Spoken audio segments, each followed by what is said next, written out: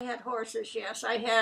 First I had two, and during the winter, a farmer took care of them at his place. And then I ended up with three. Well, first I had Cloudy. It was a Western horse. And then I had another horse, Ranger. Then I had another horse, Comanche, which I imported from the West. That was the three horses. Then I got another horse, a fourth horse. We didn't have any tar roads. As a matter of fact, West Street, where I lived, that wasn't tarred until 1936. There were dirt roads, so a horse was an ideal thing. And of course, I was the only one that had a horse. We were real friendly. You'd stop, they would want to pet the horse, so you'd get off and talk to everybody. And I ate lunch in more houses in the town of Bolton. Come on in, and you'd eat with the family. It was a different time. I was very sickly as a child. I never went to school till fourth grade. I would be across the street at the Marcus farm, and I'd be in the barn with the horse. I had no fear of him. I could go in and love these big old work horses. And then when I was 14 or 15, and there was this horse, Ranger, nobody could get near him because he didn't want anyone to fiddle with his feet. But I could get up to that horse and walk in the stall with him and feed him and pet him. And he was owned by the mayor of Hartford. So one day he said to me, "You want that horse?" I said, "Sure." He gave it to me. Mayor Batterson of Hartford gave me the horse. Now I go and see my horse today.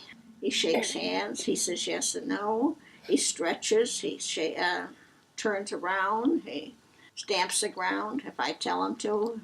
And all I have to do is sit in a chair. And he stays beside me. Every once in a while he puts his foot in my lap. He wants to shake hands. Of course he wants a carrot. But horses are a different breed. You can take a stallion. I may not be able to get up on that back. But if you take and put a 2-year-old kid on its back, that horse won't move. They know.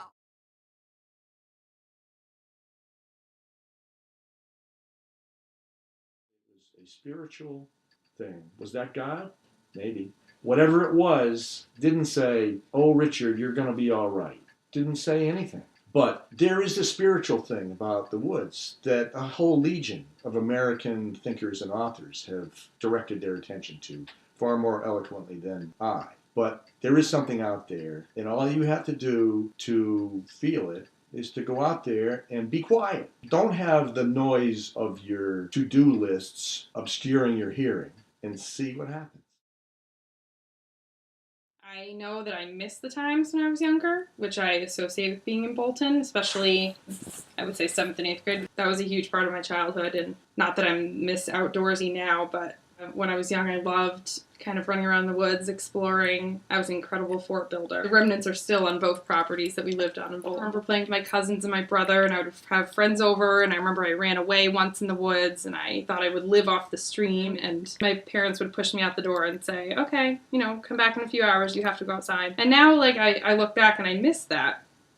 And I think I never missed it in high school or anything, but now that I'm away from where I grew up, you have a different view on what you did as when you were a child, and you miss it, and you want to be able to replicate that for your own kids and do that later in life. I think, especially after leaving, I've appreciated who I've met in Bolton and how sincere and real the people are here. Not that there aren't real people outside of Bolton, because there absolutely are, and I've made fantastic friends, but I don't think I quite understood how awesome the people were that I met here and that I grew up with, and the people that were in my classes, and how hardworking and smart they are. And I still look back at our high school class in particular, and it's just so impressive compared to the general population, the people that came from Bolton and what we're doing. I compare with people's high school memories in college, and they don't have nearly the same respect for the people they went to high school with. I think I'm really lucky to have that when you know everyone like we did.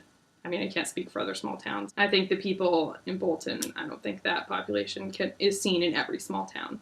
I don't think the teachers are like they are in every small town. Because I have friends in college who went to private high schools, really small high schools. So it's not the size that did it. Now, after looking back on everyone and all the people I was with in high school and in Bolton and all through my years, it's kind of funny. I find myself now imagining going back to Bolton. I find myself now imagining my life in a place like this, which I never did when I was actually living here. But now, that's what I dream about. I want my kids, I want them to run away one day and try and live off a stream. And the Mohawk and the Pequot, Native Americans, and the Nipmucs, and many of the peaceful tribes were on our side of the Notch. And the Podunk Indian, the Hockanum Indians, they were on the other side. And it was a lookout point for separating the tribes. And that was when the Indian Princess Winnie married a Dutchman in the early 1630s, and it was illegal to be married in Puritan colonies because there was no interracial marriage allowed at that time. But they wanted to be married. It wasn't Boston, it was the Bay Colony at the time. And they put him in stocks, and he was being punished for having disobeyed the laws. And his wife and mother got him out, and they escaped back to Bolton Notch. But on the way, they were almost captured, and he fought with 2 bounty hunters, and one died. And so he was now a wanted person. Eventually, they did shoot him. And the last place until they got to Bolton Notch, and they hid in Squaw Cave, and that's where he died.